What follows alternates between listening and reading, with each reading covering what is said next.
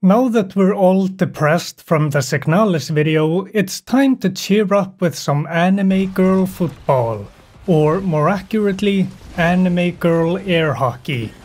Omega Strikers is fun, but it's short-lived fun. I have recommended this game to 2 people, and the best response I got was that it might be fun every now and then. Why is that? It's never just one thing, so let's look at the game as a whole. Getting into a match, competitive, aka the death of fun, quick play, co-op versus AI, and normal. Quick play and normal are basically the same thing, but quick play is shorter. You queue up, wait 1 to 3 minutes, and then you and 2 or 5 other people select your Rule 34 bait.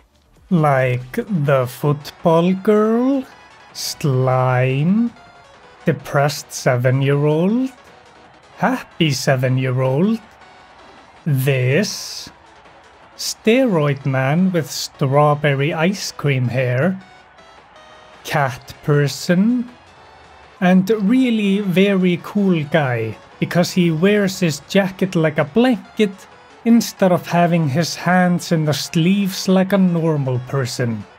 The heroes, or strikers, are the depth in this game.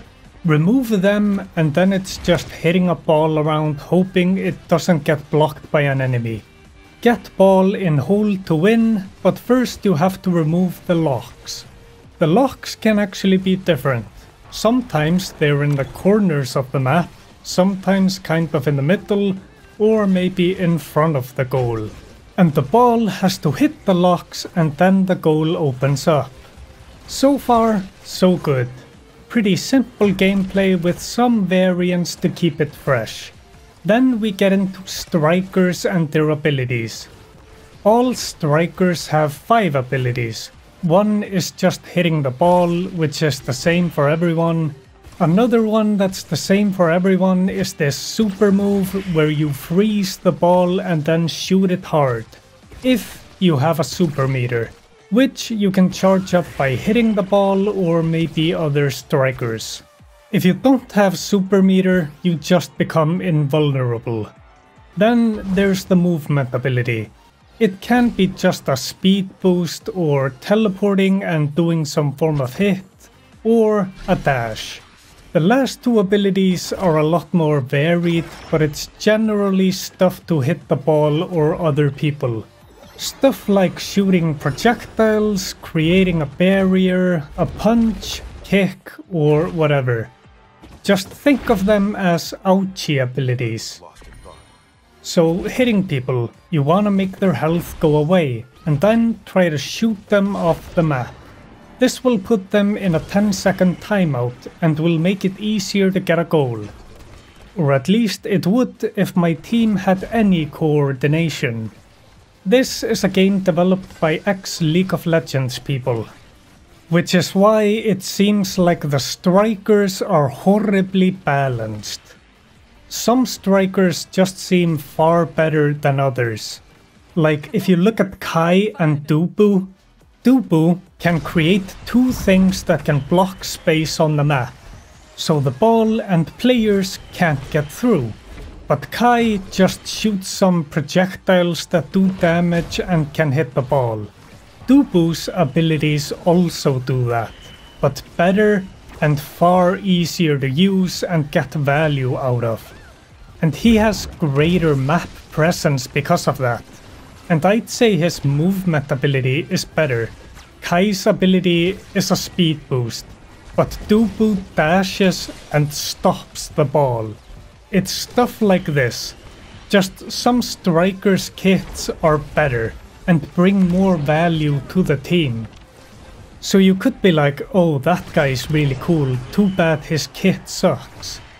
So when you try a striker and discover that their kit sucks, that match is gonna suck for you. But playing a striker with a decent kit, the game's fun. And it has that Rocket League thing where you feel awesome when you get a good goal. There is a lot of potential for great team play and requires a decent amount of skill. because you have to pay attention to the ball, and that can move very fast, and you need a good reaction span for that. And when you get the ball in striking range, you have to aim the ball, because just shooting it straight will make it easy to outplay you. Instead, time slows down as the ball comes towards you, and you think, okay, where are the enemy strikers and where are my friends? Where is the open spot where I am most likely to get the ball past enemies? Can I shoot at a wall and get that in the goal? Or line up a shot for a teammate? Can I pass it to a teammate and then they pass it to the other teammate and he gets a goal? But then your natural reflexes take over and you just shoot it wherever. There's also items. I'm not a big fan. Whenever a round ends and at the beginning of a match, you select an item that can give you more speed or make you deal more damage or some other stat. And this just seems like homework to me. I need to study the items and strikers to figure out how to get the most value. I don't want to do homework, so I just pick whatever seems good. I heard that the items were added because the game felt too repetitive, and to me that seems dumb. The better way, in my opinion, would be more map variety. Like there's this limited time mode now called High Tea Hijinks, and it has a map where the goals are back to back. And that actually changes up the game to a degree that the items won't ever get close to. You have to play differently and think differently. That's great. Makes the game more fresh and fun, but having just a standard map gets boring after a while, even with the different locks. So the game still feels repetitive. Same map, same plays, same goals, and sure, the strikers are different, but it still feels very samey. It gets boring, but it's fun in short bursts. This is a live service game, which means it has all the standard things. Battle Pass, daily, weekly and seasonal missions. A store with overpriced skins and other nonsense no one in their right mind should care about. And the strikers themselves.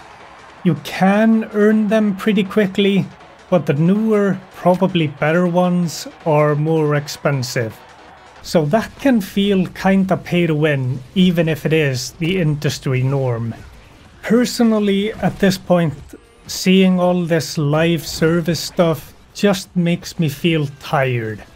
And just kinda overwhelmed by the amount of work it looks like it would require. And would rather just give up on it than even start. Plus, I hate missions that require me to play a certain way. Would I recommend the game? It is free, and this is a Mario Party game. It can be fun with friends and sure, frustrating too, but it's not a game you play a lot because it's too repetitive, gets boring, and doesn't have the depth required to engage with it long term. We, the people in my brain, recommend the game as occasional casual fun. But if you see a more deep experience somewhere else, you should probably go for that instead. It is currently short-lived fun, but has the potential to be at least medium-lived fun. I got a new job, I am consistently tired, but I should adapt to it soon. Still grinding on making videos for fun games because at this point, that's half the fun for me. Subscribe, call me Uncle Brian, and have an okay day.